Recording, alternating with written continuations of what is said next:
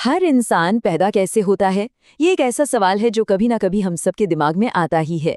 आज के इस विश्लेषण में हम जानेंगे वो सच, वो शानदार साइंस जो ज्यादातर लोग ठीक से नहीं समझते। आज हम उस कमाल की बायोलॉजिकल मशीनरी को डिकोड करेंगे जो इंसान की जिंदगी की शुरुआत करती है। तो चलिए बिना देरी किए एक बहुत ही दिलचस्प बायोलॉजिकल सफर पर चलते हैं और इस अमेजिंग टॉपिक को समझना शुरू करते हैं। नई लाइफ की शुरुआत के लिए सबसे जरूरी चीज क्या है? जाहिर सी बात है, इस पूरे प्रोसेस में एक मेल और एक फीमेल दोनों का योगदान अनिवार्य होता है। लेकिन आज की इस चर्चा में हम खास तौर पर मेल यानी नर की भूमिका पर फोकस करेंगे। हम देखेंगे कि शरीर के अंदर कौन से अंग काम कर रहे हैं, वो कैसे काम करते हैं और उनके पीछे की असल साइंस क्या है। इसे एकदम आसान भाषा में समझें तो नर जनन तंत्र यानी मेल रिप्रोडक्टिव सिस्टम शरीर के उन अंगों का ग्रुप है जिनका काम या तो स्पर्म यानी शुक्राणु बनाना है या फिर फर्टिलाइजेशन के लिए उस स्पर्म को फीमेल बॉडी तक सुरक्षित पहुंचाना है। ये पूरा का पूरा सिस्टम हमारे पेट के ठीक नीचे पेल्विक रीजन में बहुत ही सेफ तरीके से रखा होता है। इसके बस दो ही मेन काम हैं, स्पर्म की मैन्युफैक्चरिंग और उसकी सेफ डिलीवरी। चलिए सबसे पहले बात करते हैं इस पूरे सिस्टम के पावर हाउस की, जिसे हम जीवन की फैक्ट्री भी कह सकते हैं। बाहर से देखने पर दोनों पैरों के बीच एक थैली जैसी संरचना होती है जिसे स्क्रोटम या वृषण कोश कहते हैं। इसी सुरक्षित थैली के अंदर दो गुलाबी रंग के अंडाकार अंग होते हैं जिन्हें टेस्टीज या वृषण कहा जाता है।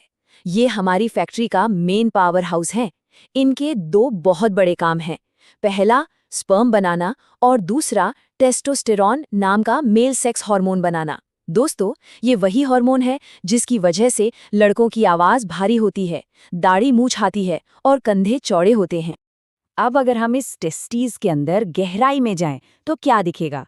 ये अंदर से कोई खाली कमरा बिल्कुल नहीं है, बल्कि एक टेस्टीज के अंदर लगभग 200 से 250 छोटे छोटे कंपार्टमेंट्स या कमरे बने होते हैं। इन छोटे कमरों को लॉब्यूल्स या वृषणपालिका कहा जाता है। हर एक कंपार्टमेंट के अंदर बिना थके काम करने वाली 3 बहुत ही स्पेशल सेल्स होती हैं। पहली है स्पर्मेटोगोनिया, जो असल में स्पर्म बनाने की मशीन है। दूसरी है सर्टोली सेल, जिसका काम है उन नए बने स्पर्म्स को खाना पीना और एनर्जी देना। और इन कमरों के बिल्कुल बाहर होती हैं लीडिंग सेल्स, जो वो ज़रूरी टेस्टोस्टेरोन हार्मोन बनाती हैं जिसके बारे में हमने अभी बात की थी। सोचिए, शरीर के अंदर कितना परफेक्ट टीम वर्क चल रहा है। स्पर्म के बन जाने के बाद शुरू होता है उसका एक लंबा सफर। अब देखते हैं इस ट्रांजिट और उसकी ट्रेनिंग को। बनने के बाद स्पर्म का रास्ता एक प्रॉपर ट्रांजिट मैप जैसा होता है। सबसे पहले वो एक जाल जैसी जगह पर आते हैं जिसे रेटी टेस्टीज कहते हैं। वहां से वो एक पतली नली वासा एफेरेंशिया से होते हुए आगे बढ़ते हैं।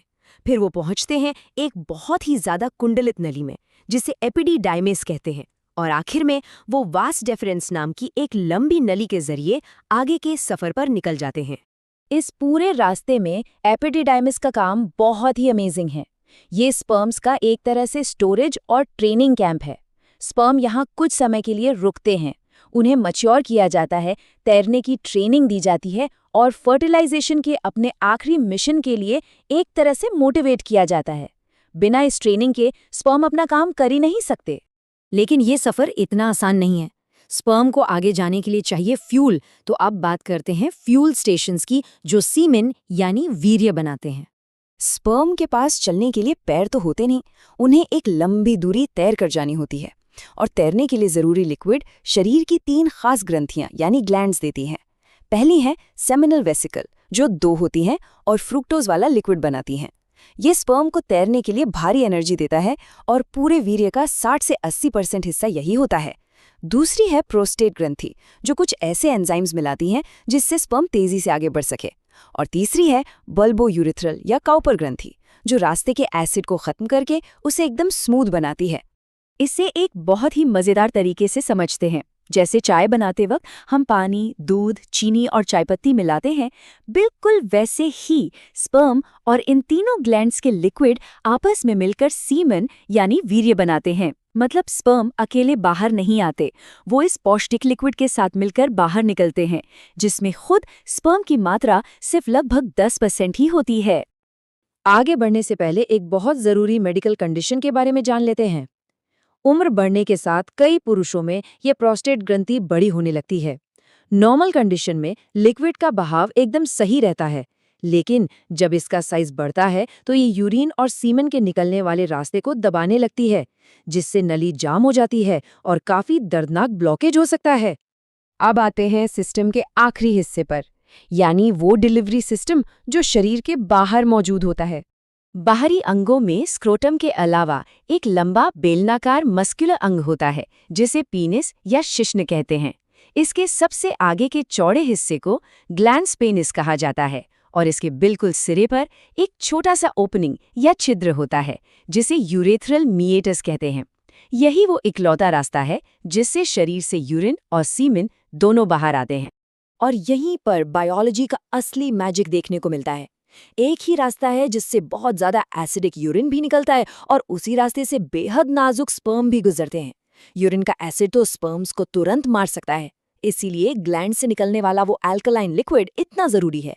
वो वीर्य के आने से ठीक पहले रास्ते के सारे एसिड को साफ कर देता है ताकि स्पर्म्स एकदम सेफ रहें। तो दोस्तों, हमने देखा कि कैसे स्पर्म के बनने से लेके बाहर आने तक का ये पूरा सिस्टम कितनी कमाल की इंजीनियरिंग है। जैसे बीज और मिट्टी मिलकर एक नया पौधा बनाते हैं, वैसे ही मेल और फीमेल का ये पूरा बायोलॉजिकल प्रोसेस काम करता है। लेकिन अब एक बड़ा सवाल, जो स्पर्म इस पूरे लंबे और मुश्किल सफर को तय करता है, वो माइक्रोस्कोप के नीचे असल में दिखता कैसा है? वो कौन सी चीजें हैं जो उसे इतना स्पेशल बनाती हैं? ये हम जानेंगे हमारे अगले विश्लेषण में। उम्मीद है आज का ये टॉपिक आपको बहुत अच्छे से समझ आ गया होगा। इसी तरह की अमेजिंग जानकारी के लिए जुड़े रहिए